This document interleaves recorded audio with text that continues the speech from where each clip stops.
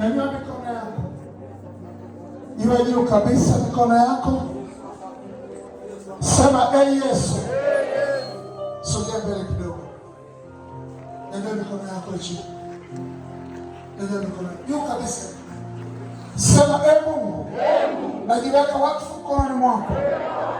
Mwaka wote mzima maisha yangu hayatapotea, wala mauti haitatajwa kwenye maisha yangu, kwa jina la Yesu. Wala hasara haitatajwa, wala sitatapeliwa na kiumbe chochote, katika jina la Yesu, katika jina la Yesu. Sasa pandisha maombi yako kwa Mungu. Pandisha sasa, wakati unapita tena, tumalizia.